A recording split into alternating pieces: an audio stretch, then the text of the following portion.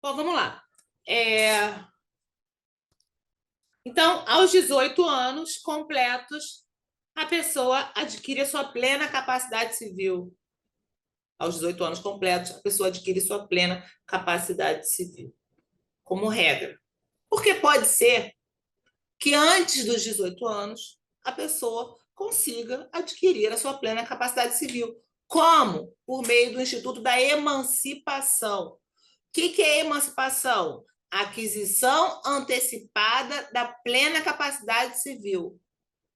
Aquisição antecipada da plena capacidade civil. Cuidado para não confundir aquisição antecipada da plena capacidade civil com aquisição de maioridade. A pessoa adquire a sua plena capacidade civil, mas ela continua não sendo maior de 18 anos. Por que eu estou querendo dizer isso? Se ela for emancipada aos 16, ela pode tirar a carteira de motorista? Não. Por quê? Porque a lei diz que é só aos 18. Se ela for emancipada aos 16 e praticar uma subtração de bem alheio móvel, ela praticou um crime ou um ato infracional? A pessoa com 16 anos, emancipada, subtraiu bem alheio móvel. Furto, não é isso? Subtração de coisa alheia móvel? Fez uma subtração de coisa alheia móvel. Praticou um crime de furto ou um ato infracional análogo ao delito de furto?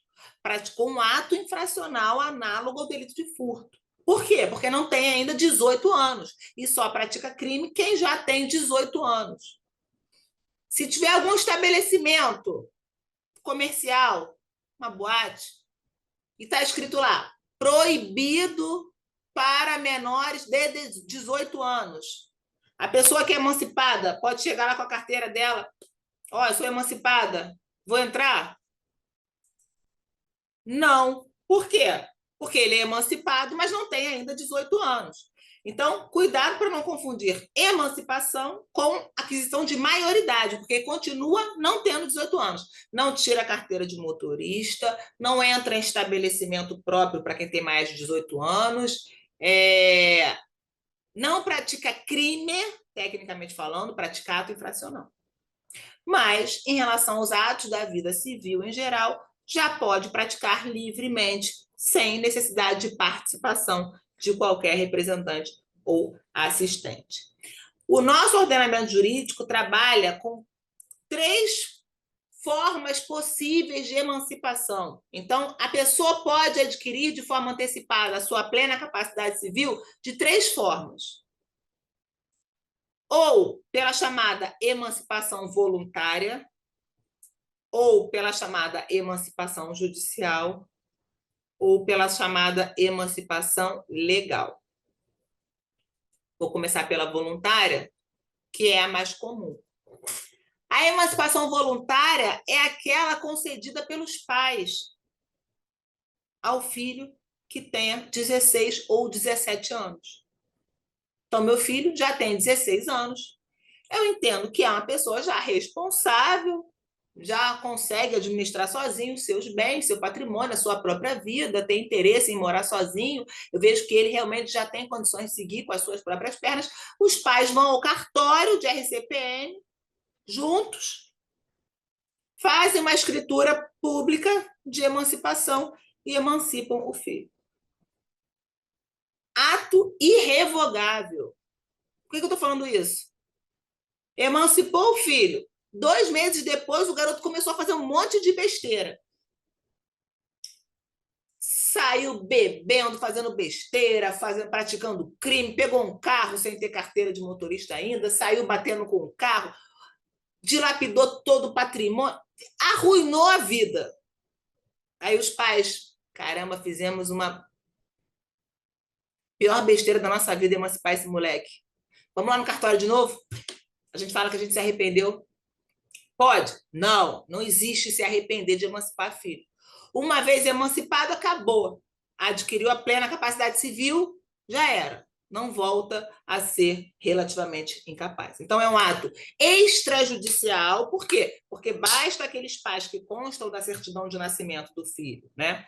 Os pais que registraram, que constam da certidão de nascimento do filho, comparecerem ao cartório de RCPN para formalizar uma escritura pública manifestando a vontade no sentido de emancipar. Acabou. Emancipou, emancipou. Não cabe revogação por arrependimento. Não existe. É um ato jurídico em sentido estrito. Ato jurídico em sentido estrito. Ou seja, não cabe arrependimento, não cabe revogação.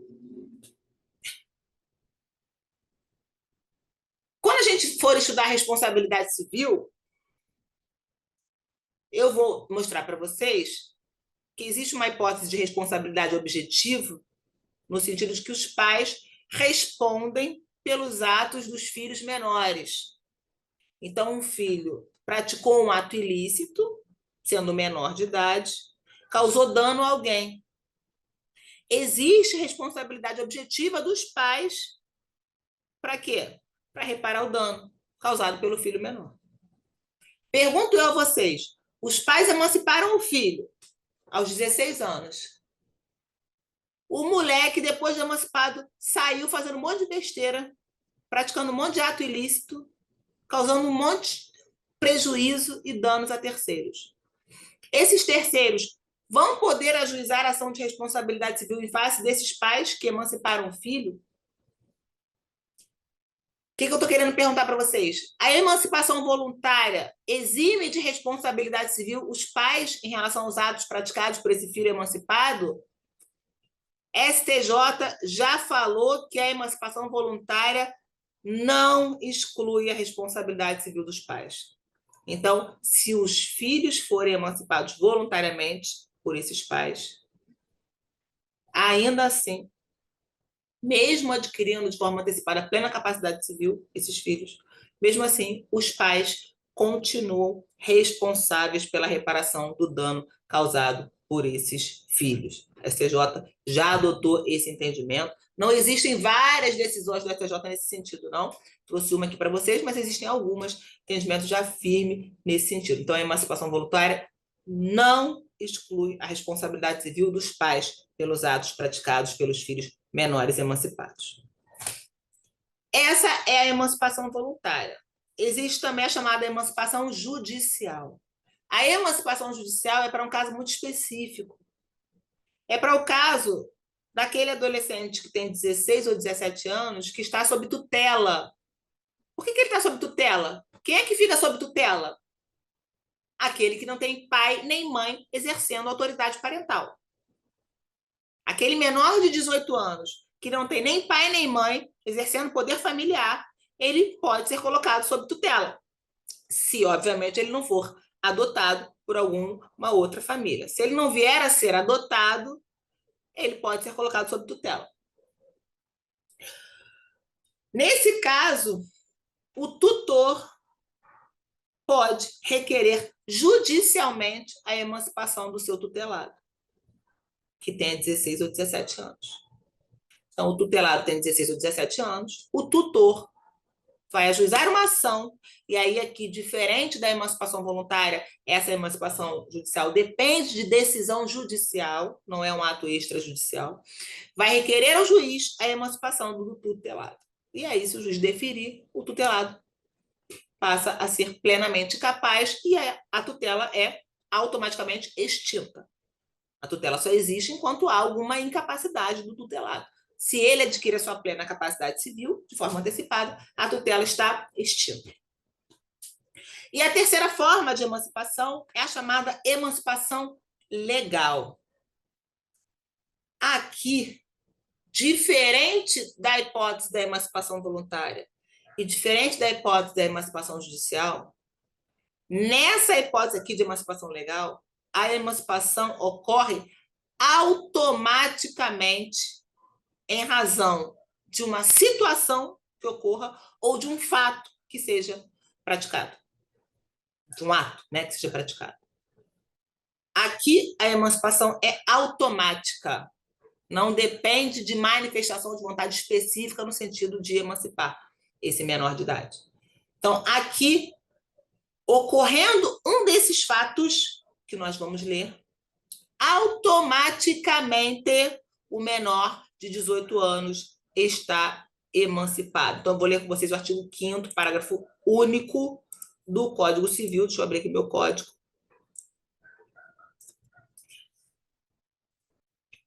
Então, tá lá. Inciso 2. Cessará para os menores a incapacidade.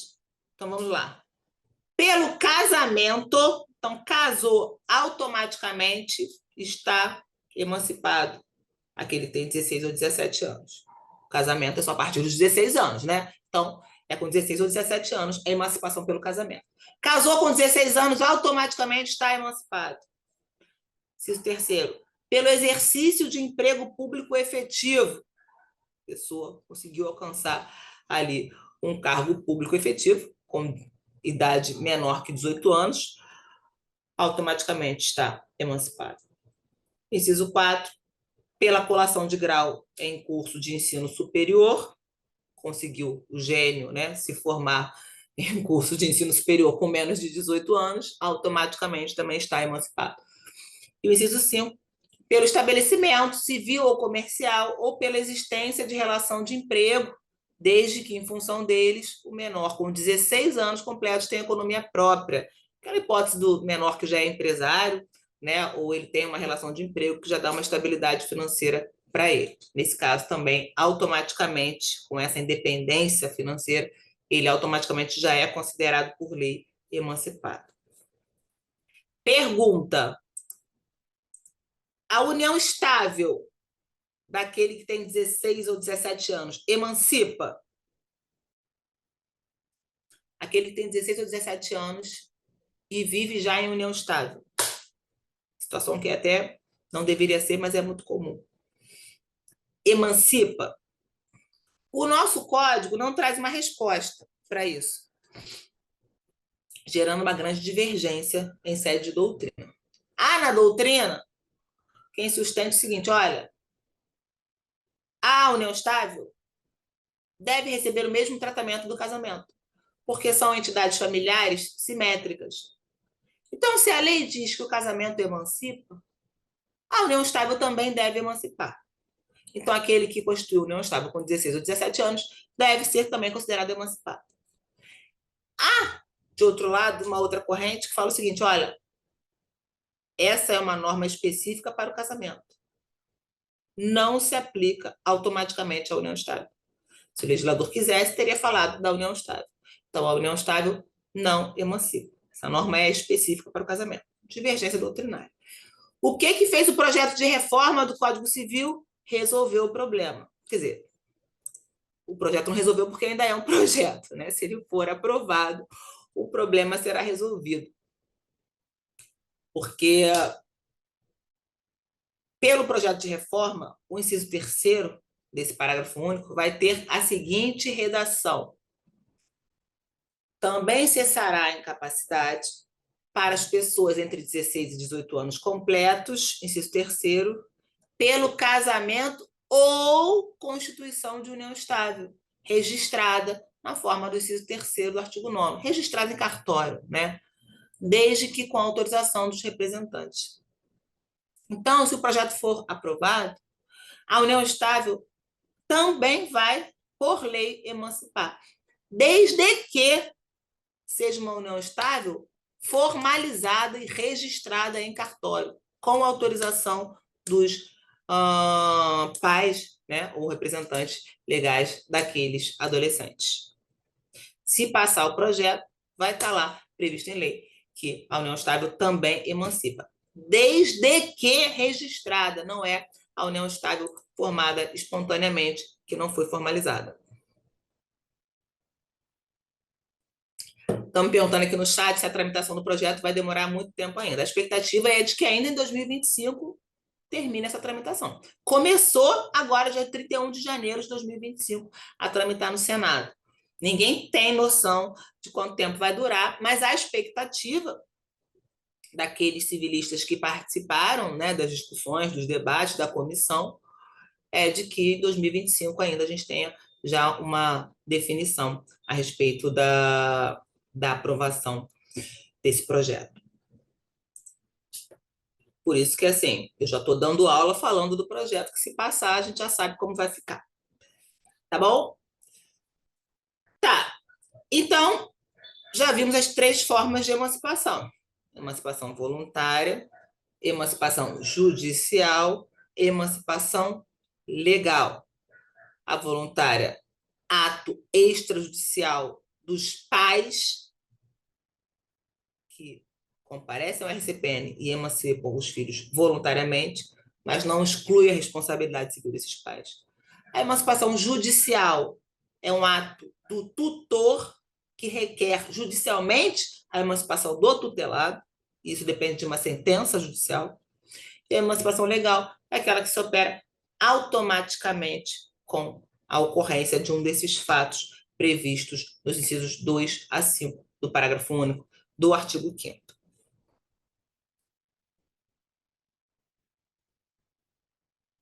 Bom, já falamos da personalidade jurídica, já falamos da... Ah, boa pergunta. Estou perguntando aqui se a emancipação judicial é legal, exclui a responsabilidade dos pais. Em relação à emancipação legal, o STJ já expressamente se manifestou no sentido de que sim, exclui a responsabilidade dos pais. A emancipação legal é aquela que se opera automaticamente, então casou, já tem um estabelecimento comercial próprio, já está aprovado em concurso público, exclui a responsabilidade dos pais, não há mais responsabilidade dos pais. Na judicial não tem pai, né? Nem mãe. E também, se for emancipado, acaba a tutela. Então não faz mais muito sentido falar em responsabilidade na emancipação judicial. Mas a emancipação legal, sim, exclui a responsabilidade civil dos pais. Tá bom? Falamos da personalidade jurídica, falamos da capacidade civil, falamos da aquisição antecipada, falamos das teorias das incapacidades e falamos da aquisição antecipada da plena capacidade civil. Agora, vou falar a respeito do fim da personalidade jurídica. Se a personalidade jurídica começa lá do nascimento com vida, em relação à personalidade em sentido subjetivo, ou se ela começa na concepção, em relação aos direitos da personalidade, quando que acaba a personalidade jurídica da pessoa? A personalidade jurídica acaba com a morte. A personalidade jurídica acaba com a morte. A aptidão genérica para adquirir direitos e obrigações e os direitos da personalidade cessam com a morte da pessoa. Quando eu falo em morte, eu posso estar me referindo a uma hipótese de morte real ou uma hipótese de morte presumida. Quando que ocorre a morte real? Quando eu tenho um cadáver. Ponto. E o critério de morte é o critério de morte encefálica. O critério de morte utilizado pelo nosso ordenamento jurídico é o critério de morte encefálica. Mas para saber se teve morte encefálica, eu preciso ter um corpo. Na morte real, eu tenho um corpo, um cadáver. Um médico vai olhar aquele cadáver, vai verificar, de fato, morreu, ocorreu a morte encefálica, vai fazer uma declaração de óbito e, a partir daquela declaração, vai ser emitida a certidão de óbito, indicando data, local, motivo da morte. Morreu, acabou. Fim da personalidade jurídica. Mas existem situações em que a pessoa simplesmente desaparece. E eu não tenho um corpo. Se eu não tenho um corpo, eu não posso atestar que houve uma morte encefálica. Para essas hipóteses, nós chamamos de morte presumida. Quando eu falo em morte presumida, o nosso ordenamento jurídico trabalha com duas situações de morte presumida. A morte presumida, chamada sem declaração de ausência, e a morte presumida com declaração de ausência. O que é a ausência? A ausência é a hipótese em que a pessoa simplesmente desaparece de seu domicílio sem dar notícias e sem deixar representante. Ausência é essa situação. A pessoa desapareceu de seu domicílio sem deixar nenhum representante. A morte presumida sem declaração de ausência é para aquelas hipóteses em que é muito provável e evidente que, de fato, a pessoa morreu em uma situação específica. A morte presumida sem declaração de ausência é para aquelas hipóteses em que há grande evidência de que a pessoa morreu em um fato provado específico. Porém, eu não tenho corpo para atestar a morte encefálica. Quais são essas hipóteses? Estão lá no artigo 7º do Código Civil. Olha lá. Morte presumida sem declaração de ausência.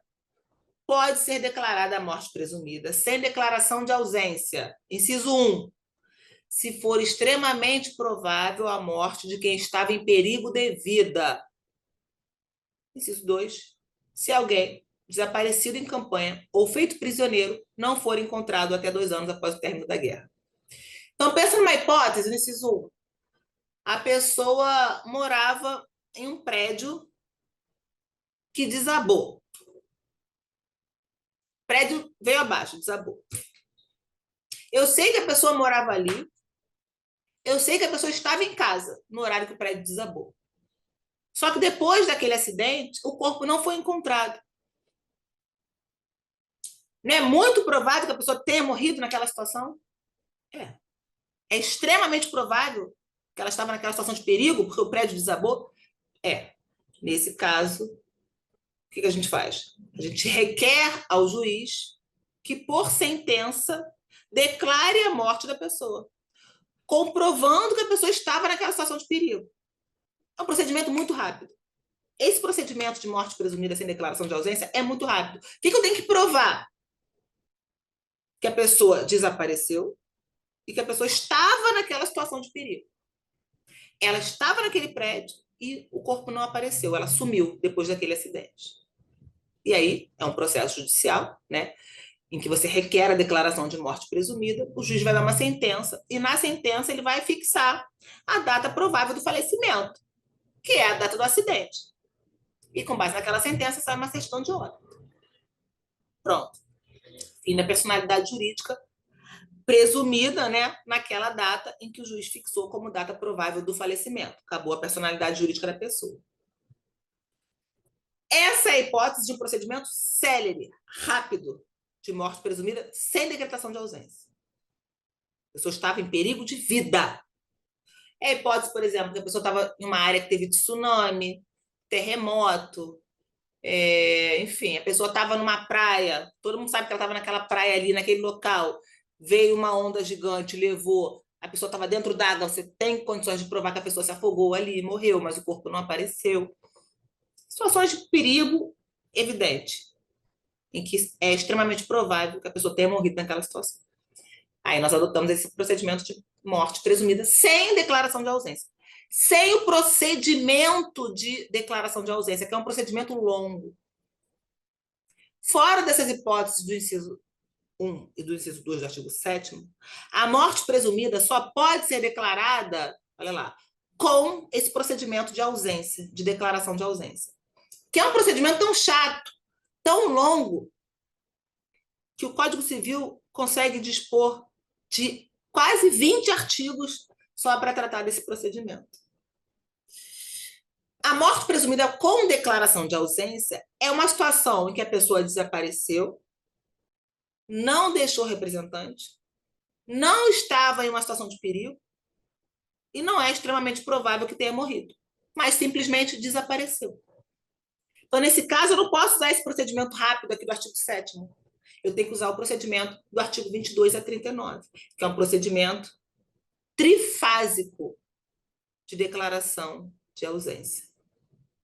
No final do procedimento, que é um procedimento gigante, que a gente vai ver agora, resumidamente, obviamente, mas a gente vai ver, no final, eu posso entender que, de fato, a pessoa morreu. Quando o juiz autoriza a sucessão definitiva, a lei entende que a pessoa está oficialmente morta. Então, a sucessão definitiva é o marco para o fim da personalidade jurídica, de acordo com a lei. Quando o juiz autoriza a sucessão definitiva nesse procedimento de ausência, é considerada a morte presumida. A declaração oficialmente, né, o fim da personalidade jurídica é com a sucessão definitiva. Então, a pessoa desapareceu sem deixar notícias ou representantes. Qual é o procedimento?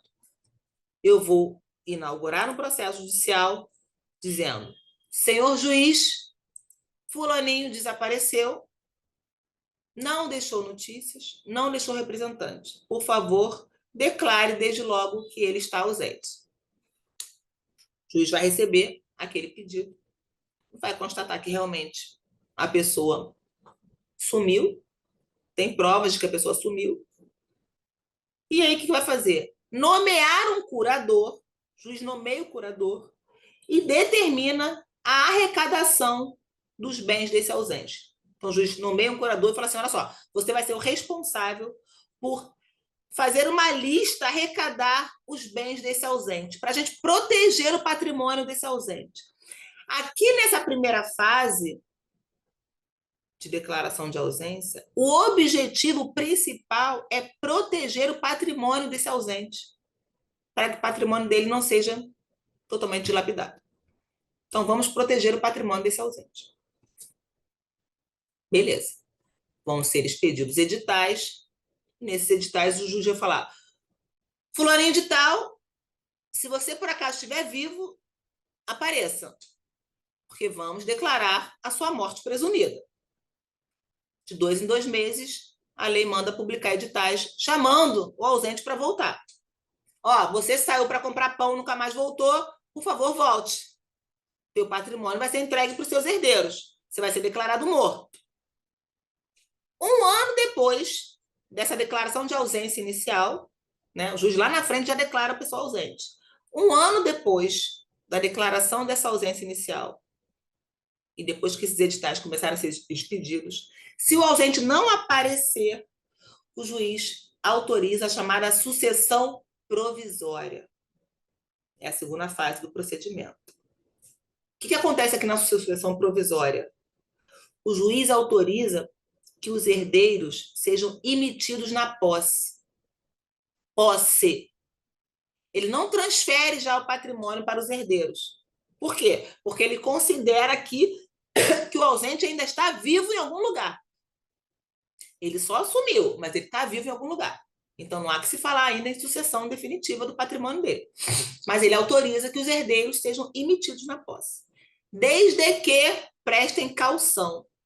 Por quê? Porque vão ser emitidos na posse de um patrimônio que não é deles, que ainda é do ausente. Então, se eles deteriorarem esse patrimônio, eles vão responder por isso depois. Tem que prestar caução para serem emitidos na posse.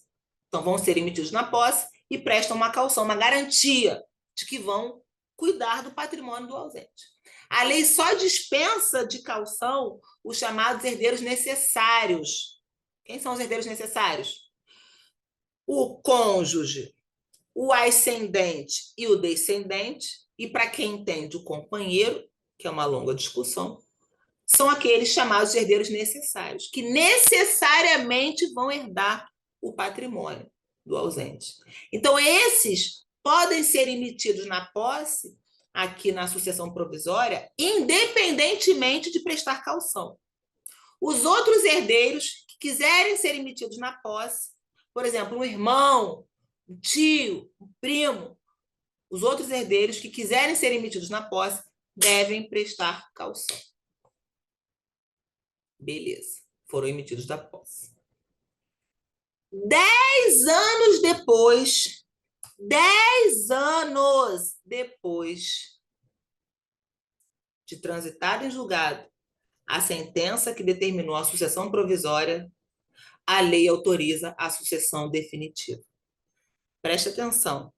10 anos depois do trânsito em julgado da sentença que autorizou a sucessão provisória, a lei autoriza a sucessão definitiva. E aqui é o marco para o fim da personalidade jurídica, nos termos da lei. Ele é entendido como morto quando o juiz autoriza a sucessão definitiva. Olha lá, artigo 37. 10 anos depois de passada em julgado a sentença que concede a abertura da sucessão provisória, poderão os interessados requerer a sucessão definitiva e o levantamento das cauções prestadas. E o 38 fala o seguinte: pode-se requerer a sucessão definitiva também, provando-se que o ausente conta 80 anos de idade e que de 5 anos datam as últimas notícias dele. Se ele sumiu no mundo já há mais de 5 anos, já desde logo já podem os herdeiros requerer a sucessão definitiva, independentemente de ter 10 anos já da sucessão provisória. Só que preste atenção, ocorre a sucessão definitiva.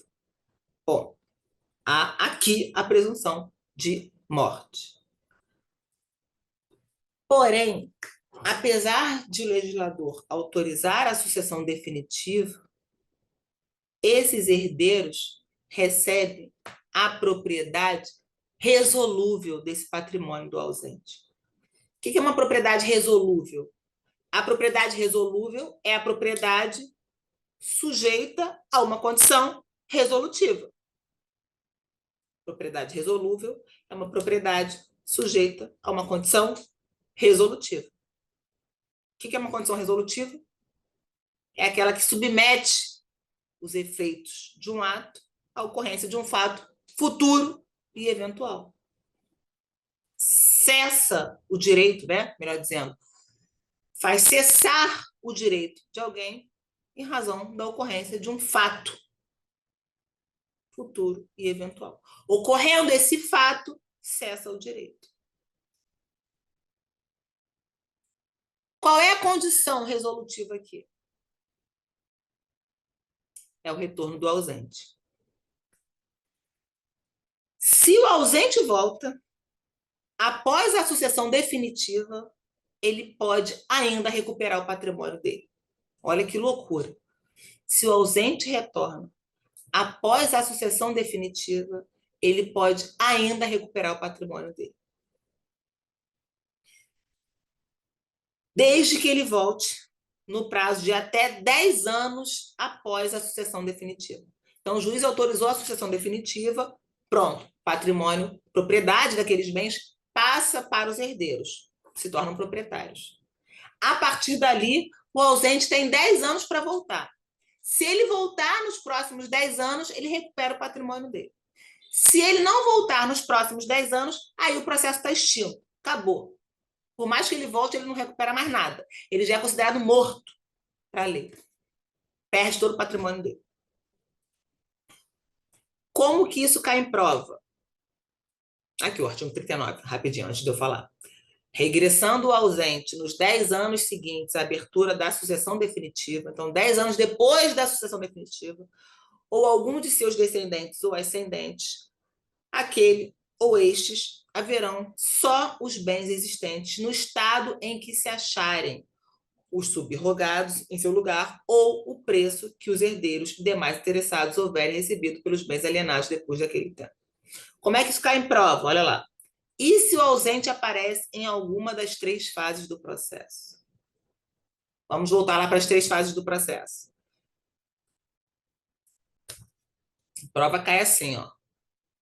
Declarada a ausência de fulano, 1 ano depois, o juiz autorizou a sucessão provisória. E 3 meses depois, o ausente apareceu. Ele tem direito a quê? Na prova, o examinador vai criar um problema que diz que o ausente voltou, ou após a declaração de ausência e antes da sucessão provisória, ou após a sucessão provisória e antes da sucessão definitiva, ou após a sucessão definitiva e antes do prazo de 10 anos, ou depois daquele outro prazo de 10 anos. Então, vamos lá. Se ele volta na primeira fase, tudo bem, pega tudo para ele. Na primeira fase, só tem um curador tomando conta do patrimônio dele. Ninguém tem nem a posse. Os herdeiros não têm ainda a posse dos bens. Se ele volta depois da declaração de ausência, ele pega todo o patrimônio dele de volta para ele. Acabou. Sai a figura do curador, acabou o processo. Patrimônio todo dele. Não tem problema. Se ele volta depois da sucessão provisória, o patrimônio ainda é dele, ele ainda tem a propriedade. Os herdeiros têm a posse de boa-fé. Tem uma posse de boa-fé com justo título, mas não tem a propriedade. Logo, se ele volta depois da sucessão provisória, ele pode exigir os bens dele no estado em que ele deixou.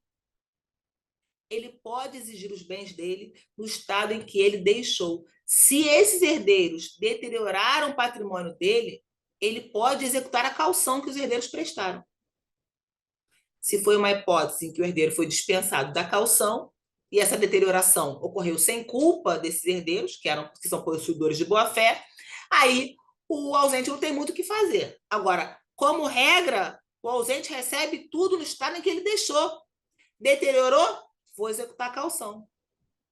Não tem caução? Deteriorou? Com culpa sua? Vai me pagar indenização pelo prejuízo que você me causou em razão dessa posse. Se o herdeiro de boa-fé, que foi autorizado a ser emitido na posse por decisão judicial, fez alguma benfeitoria nesse bem, ele tem o direito de ser indenizado. Aqui nós vamos aplicar todas as regras inerentes ao possuidor de boa-fé. O herdeiro é possuidor de boa-fé, mas ele não é ainda proprietário. Aparecendo o ausente, ele entrega tudo. O ausente recebe tudo no estado em que ele deixou. Agora, se ocorre a sucessão definitiva, os herdeiros se tornam proprietários. Aí, nesse caso, retornando o ausente depois, ele pega o patrimônio no estado em que existir, se existir. Se ainda existir patrimônio, ele pega o que sobrou, ou os bens subrogados, ou o produto de eventual venda do patrimônio. Porque quando os herdeiros recebem a propriedade definitiva, eles já podem fazer o que eles quiserem, o patrimônio é deles. Eles podem vender, eles podem trocar, podem fazer o que eles quiserem, eles podem doar. Voltou o ausente aqui, tem alguma coisa ainda? Me dá que é meu. Não tem mais nada? Perdi. Vendeu um, comprou outro com o dinheiro? Vou pegar o subrogado. É o que está lá no artigo 39, aqui. Regressando nos 10 anos seguintes à abertura da sucessão definitiva, ou ele ou algum descendente ou ascendente dele, do ausente, né? Ele vai receber os bens no estado em que se acharem os subrogados ou o preço. E se ele voltar só depois desses 10 anos após a sucessão definitiva, ele não leva nada. Mesmo se todo o patrimônio ainda estiver ali intacto, ele não leva mais nada. É um procedimento chato, lento e demorado. Pergunto eu a vocês, uma pergunta que é uma discussão idiota de doutrina, uma discussão idiota, olha, é uma discussão que existe muito no plano doutrinário, mas na prática hoje em dia não faz muito sentido. A partir de que momento o cônjuge que ficou quando o outro desapareceu é considerado de fato viúvo nesse procedimento de sucessão de morte presumida com declaração de ausência? Sabe aquele exemplo de que o cara saiu para comprar pão e nunca mais voltou? A mulher é considerada viúva em que momento?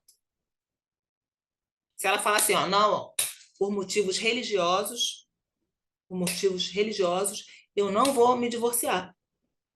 A minha igreja não permite o divórcio. Então, eu vou buscar a declaração de ausência por morte presumida, né? E depois que o juiz declarar que, de fato, ele está morto por presunção, depois de todo esse procedimento, aí sim eu estou livre para casar com outra pessoa. A partir de quando ela é considerada viúva? A rigor, só com a sucessão definitiva.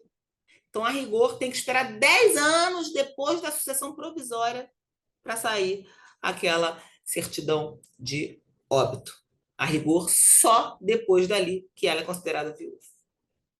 Faz muito sentido, porque na prática a pessoa, hoje em dia, né, se divorcia, o outro é citado por edital, se for o caso, e, enfim, já está liberada para casar de novo. Bom, falar um pouquinho sobre comoriência. A comoriência é uma presunção de morte simultânea. Quando a gente não consegue descobrir entre duas ou mais pessoas quem morreu primeiro. duas ou mais pessoas morreram em em um mesmo momento, não necessariamente no mesmo evento, né? Em um mesmo momento. Não é possível descobrir quem morreu primeiro, quem morreu depois. Qual é a solução da lei? O legislador presume que morreram ao mesmo tempo. É uma presunção de morte simultânea. Isso tem relevância, só tem relevância para aquela situação em que há transmissão de direitos entre essas duas pessoas. Por exemplo, existe um seguro de vida. Morreram no mesmo acidente o segurado e o beneficiário. Alguém contratou um seguro de vida para outra pessoa. Morrendo o segurado, o beneficiário recebe a indenização, certo? Certo. Se o beneficiário morrer antes do segurado, aquele contrato de seguro não vai produzir efeitos. Está extinto o contrato de seguro. A não ser que ele indique depois outro beneficiário. Mas em relação àquele beneficiário, acabou o contrato de seguro, está extinto. E se os dois morrerem simultaneamente? Qual é a solução? Eu pego aquele valor e devolvo para os herdeiros do segurado. Olha, o contrato foi extinto, está resolvido o contrato, porque o beneficiário morreu, entrego para os herdeiros do segurado, ou eu entrego para os herdeiros do beneficiário, dizendo, olha, o beneficiário recebeu essa indenização, porque ele era beneficiário desse seguro de vida, mas ele morreu, então passa para os herdeiros do beneficiário. Quem recebe o valor da indenização? Por isso que é importante a gente estudar a comoriência. Nesse caso do seguro de vida, o STJ tem entendimento no sentido de que, se houve comoriência, o segurado não transmitiu direitos ao beneficiário. Na hipótese de comoriência, não há transmissão de direitos entre as partes comorientes. Logo, se o segurado não transmitiu o direito ao beneficiário, quem recebe a indenização são os herdeiros do segurado. O contrato não vai produzir efeitos em relação ao beneficiário. O mesmo se diga na hipótese em que são herdeiros. Duas pessoas que herdam entre si, né? Que estão na mesma linha sucessória, digamos assim, que são herdeiros entre si. Se morrem simultaneamente, a rigor, um não herda do outro.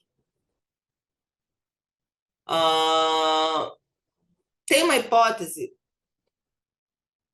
que, enfim, é um entendimento jurisprudencial, que é a seguinte: um pai tem dois filhos. Esse pai morreu no mesmo acidente que um dos filhos.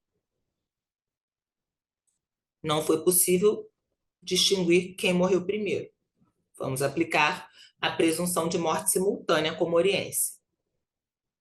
Nesse caso, a gente vai rever essa questão na aula de sucessões, tá? Já estou adiantando um pouco aqui.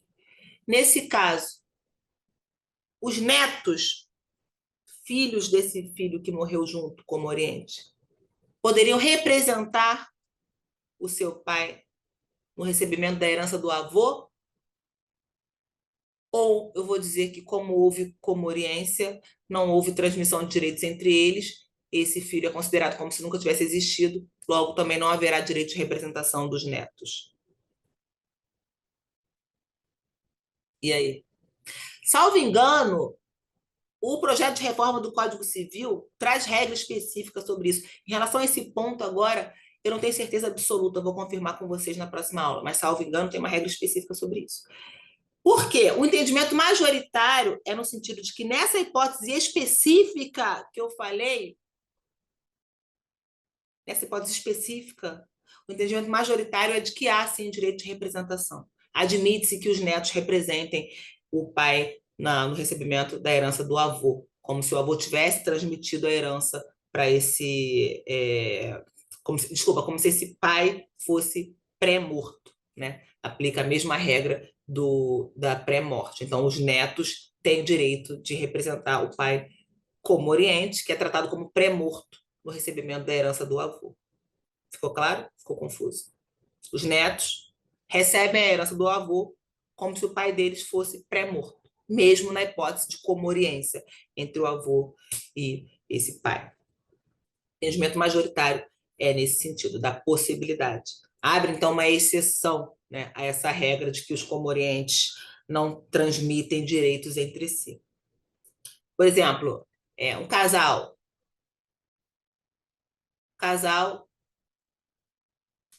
faleceu no mesmo acidente. A gente não consegue distinguir quem morreu primeiro. A gente aplica a regra da presunção relativa, né, de comoriência. Um não vai herdar do outro. A gente separa o patrimônio de cada um, de acordo com as regras dos regimes de bens, né? De acordo com o regime de bens daquela união estável daquele casamento, separa o que é patrimônio de cada um, um não herda do outro. O patrimônio desse aqui eu vou transmitir para os herdeiros dele, de acordo com a ordem de vocação hereditária. O patrimônio desse aqui eu vou transmitir para os herdeiros dele, como se fossem solteiros. Como se fossem solteiros. Um não vai herdar do outro. Porque os comorientes não transmitem direitos entre si. Os comorientes não transmitem direitos entre si. Essa é a regra. Ficou alguma dúvida aqui? Tá. O roteiro da aula de hoje estaria pessoa natural e pessoa jurídica. Eu mudei um pouco e deixei pessoa jurídica para a próxima aula. E aí eu falaria hoje de pessoa natural e começaria um pouquinho falando de direitos da personalidade. Já que a gente já falou um pouco, né, sobre direitos da personalidade, eu vou falar primeiro de direitos da personalidade e depois eu vou falar de pessoa jurídica. Como a gente ainda tem 15 minutinhos, eu vou introduzir direitos da personalidade. Na próxima aula a gente termina direitos da personalidade e trata da pessoa jurídica. Aqui é aquela jurisprudência que eu falei, né, do seguro de vida entre comorientes, que quem recebe a rigor é o herdeiro do segurado, porque não houve transmissão de direitos. Então, vamos lá. Direitos da personalidade. O que são? O que são? Onde vivem? O que comem? O Globo Repórter. Só quem é da minha época vai lembrar do que eu estou falando. Direitos considerados essenciais à pessoa humana para a existência de dignidade. Direitos da personalidade são direitos considerados essenciais à pessoa humana para a existência de dignidade. Direitos considerados essenciais à pessoa humana para a existência de dignidade. Qualquer direito que você pense assim, esse direito aqui eu considero essencial que alguém tenha para que tenha uma vida digna. Ponto. É um direito da personalidade. É uma categoria, um rol fechado? Claro que não, é uma categoria aberta. A cada dia, os civilistas idealizam e criam novos aspectos da personalidade humana que são considerados essenciais para a garantia de uma vida digna. Vou dar um exemplo. Tem um julgado interessante em que o tribunal reconheceu como direito da personalidade o direito à vida sexual de alguém. O direito a uma vida sexual dentro de uma relação, né, familiar. Qual foi a situação? Um homem sofreu um acidente, foi vítima de um ato ilícito. Em razão desse acidente, ele ficou impossibilitado de manter relações sexuais, né? Teve uma deficiência física e ficou completamente impotente, sem condições de manter relações sexuais. Aí ele ajuizou uma ação de responsabilidade civil em face do ofensor, causador do dano.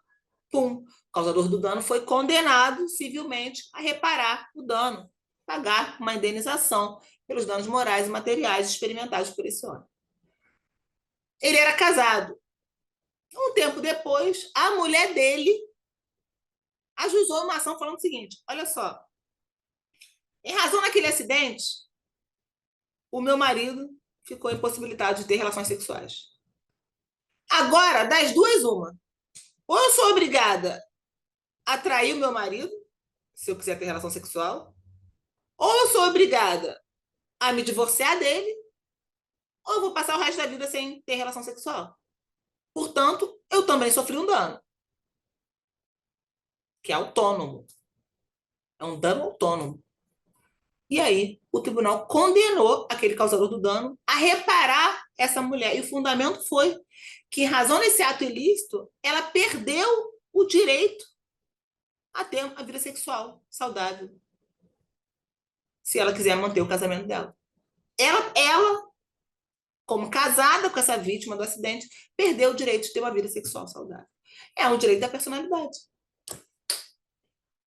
O direito ao nome, o direito à identidade genética, o direito à privacidade, o direito à proteção dos dados pessoais, o direito à proteção dos dados pessoais sensíveis, o direito à honra, o direito à imagem, o direito ao próprio corpo, à integridade psicofísica, são direitos essenciais da pessoa humana.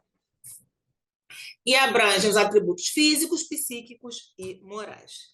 E a pessoa jurídica, chegamos finalmente na discussão da pessoa jurídica. A pessoa jurídica tem direito da personalidade? Não tem.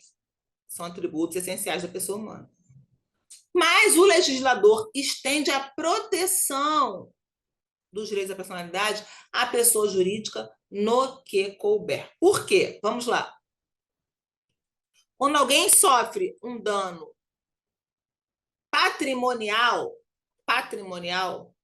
como que a gente calcula o valor da reparação? A reparação corresponde à extensão do dano. Se eu sofri um dano patrimonial de 30 mil reais, a indenização pelo meu dano patrimonial vai ser de 30 mil reais. Né?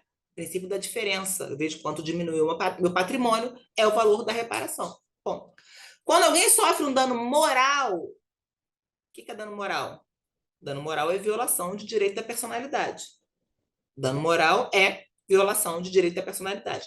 Quando alguém sofre um dano moral, qual é o critério da reparação? Eu posso falar que a reparação é exatamente na medida e na extensão do valor do dano? Não.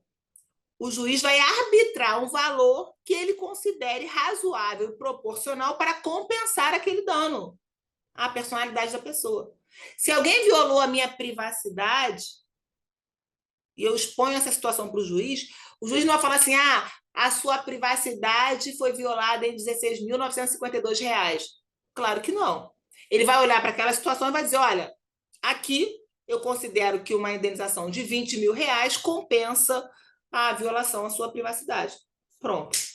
Indenização por danos morais é feita por arbitramento. Dano material, a indenização é na medida exata do dano. Dano moral, a indenização é feita por arbitramento. Vamos ao caso da pessoa jurídica. Quando alguém vai para a internet e faz um post queimando o filme de uma empresa, diz que aquela empresa não entrega os produtos, que vende comida estragada, que usa mão de obra escrava, que engana os consumidores. Ela está violando o bom nome, a boa imagem daquela pessoa jurídica, certo? O prejuízo que essa pessoa jurídica vai sofrer em razão dessa violação de sua imagem, do seu bom nome, é um prejuízo à dignidade, ao direito da personalidade dessa empresa, ou é um prejuízo patrimonial, ao patrimônio? É um dano patrimonial, material, que a pessoa jurídica vai sofrer, ou é um dano moral, ou seja, um dano decorrente da violação de sua dignidade?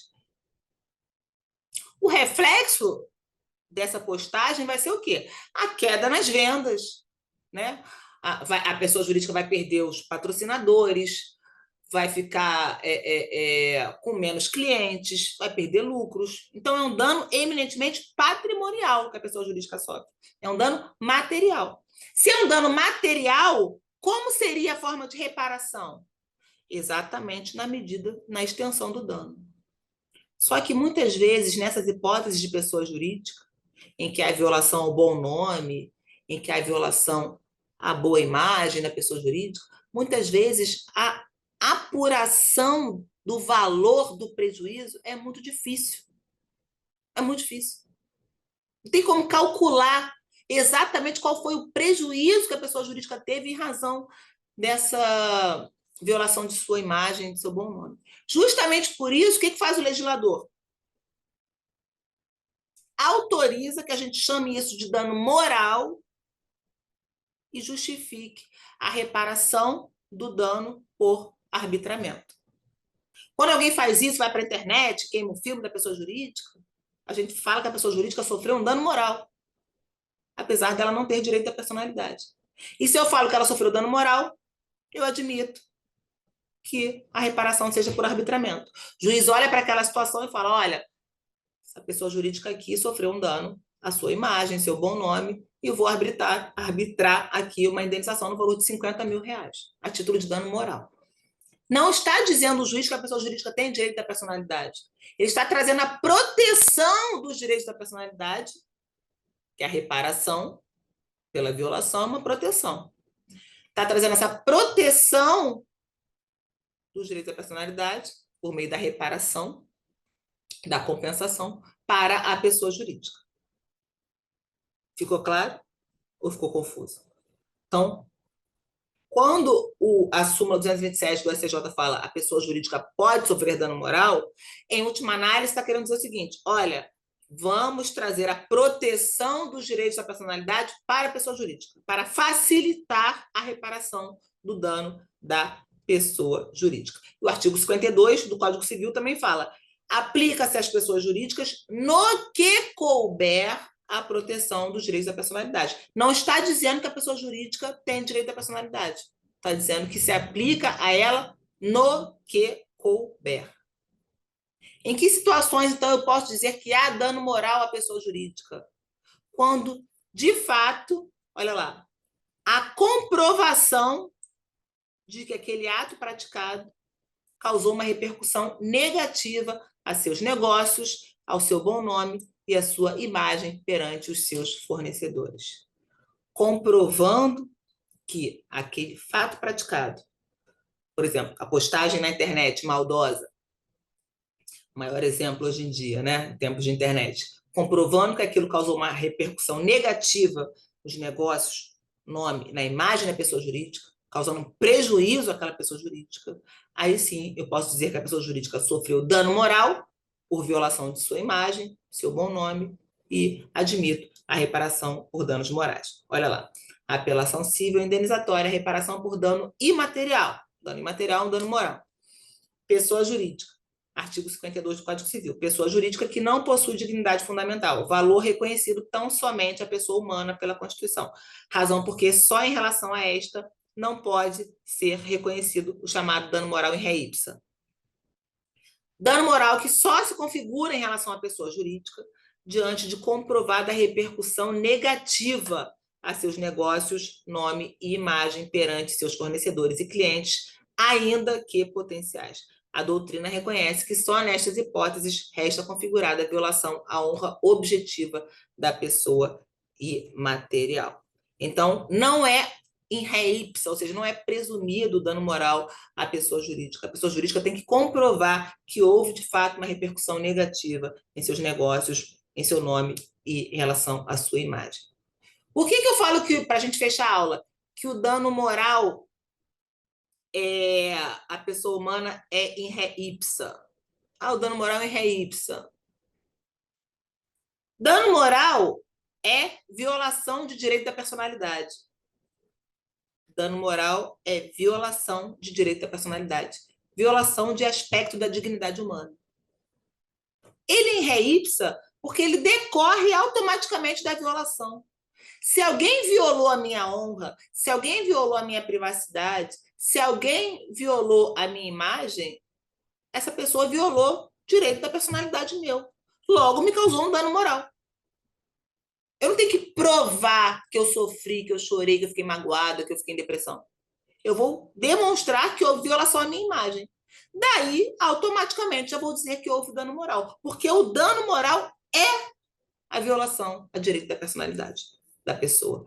humana, aplicando-se no que couber à pessoa jurídica. Gente, eu vou finalizar a aula de hoje. Na próxima semana, vou voltar um pouquinho nessa parte. A gente vai falar sobre a forma de proteção integral dos direitos da personalidade trazida pelo ordenamento jurídico, fazendo uma comparação com o projeto de reforma do Código Civil, que traz uma atualização bem bacana em relação a essa parte dos direitos da personalidade. Tá bom, gente? Então, beijo para vocês. Até a próxima quinta-feira.